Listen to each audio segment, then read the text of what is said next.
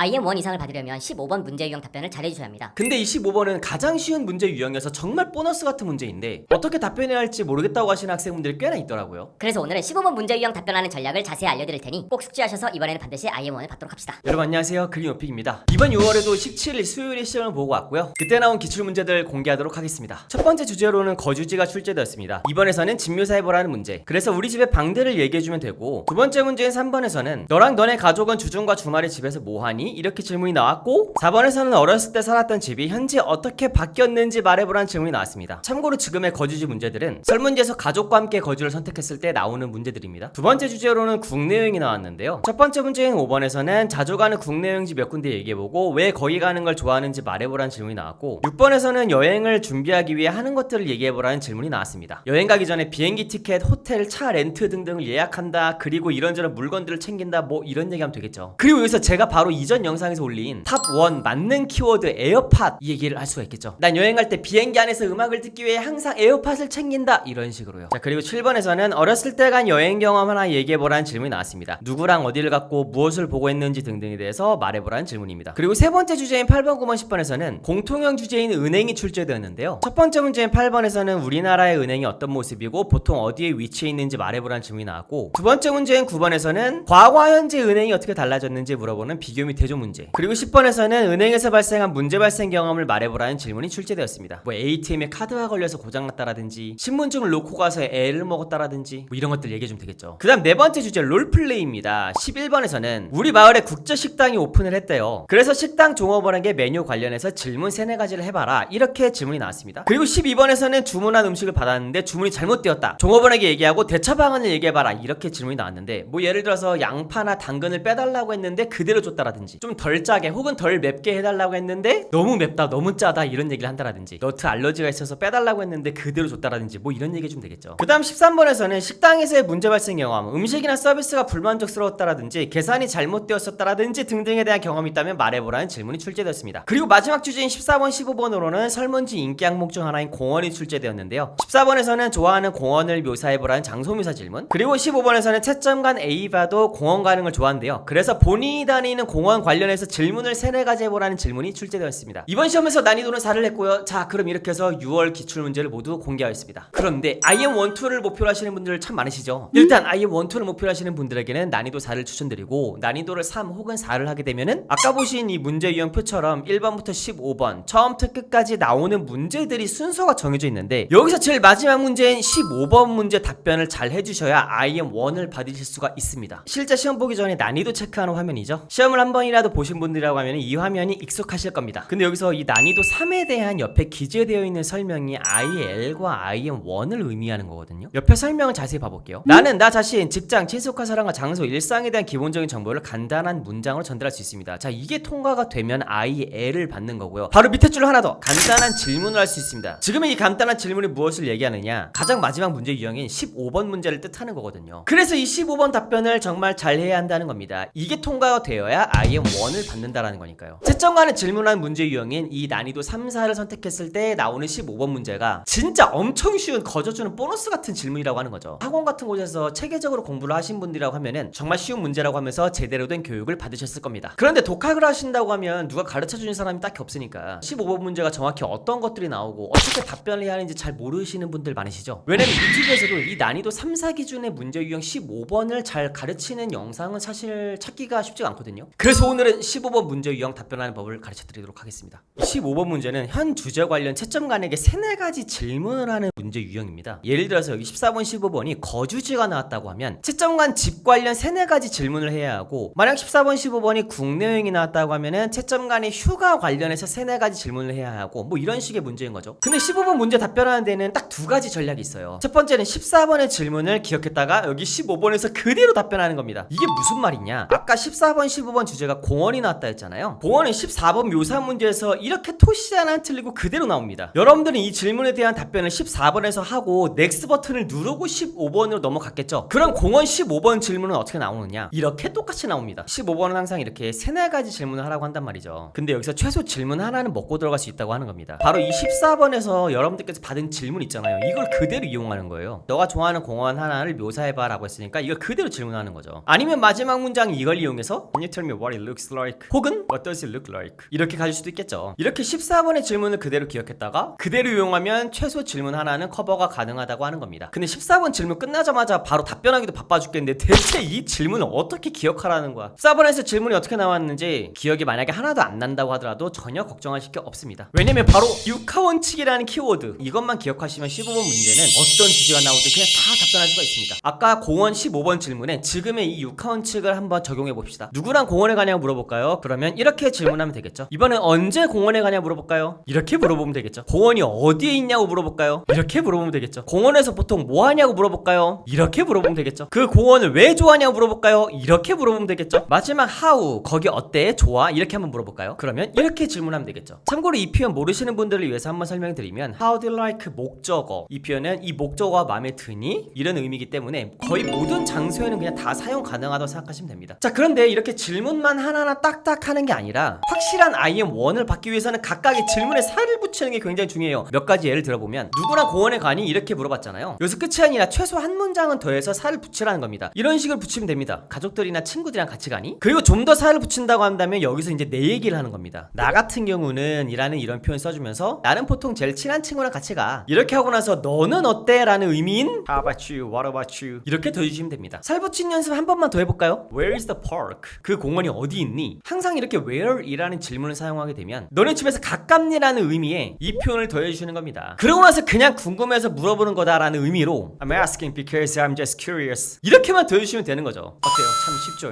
이렇게 육하원칙을 이용해서 어떤 주제가 나오든 답변하시면 되는데요. 이 육하원칙 중에서도 공원이라는 주제와 질문에 좀 더 잘 어울리는 요소들을 3-4가지만 빼와서 답변을 만드시면 됩니다. 이런 식으로 본문을 만들어 주시는 거죠. 자 그럼 이번에 서론과 결론을 만들어야겠죠. 서론 결론은 그냥 무조건적으로 문장 몇 개만 외워가셔서 어떤 주제로 질문이 나오든 그대로 써주시는 겁니다. 서론은 이렇게 간단하게 인사해주고 그러니까 너가 지금 현재 이 주제 관련해서 3-4가지 질문을 나한테 하라고 하는 거야? 한번 생각해볼게. 잠깐만 기다려봐. 자 준비됐어. 이런 식으로 해주면 정말 깔끔하죠. 그리고 결론은 이렇게 한 문장만 기억하시면 되는 겁니다. 내가 현재 생각나는 모든 질문들인 것 같아.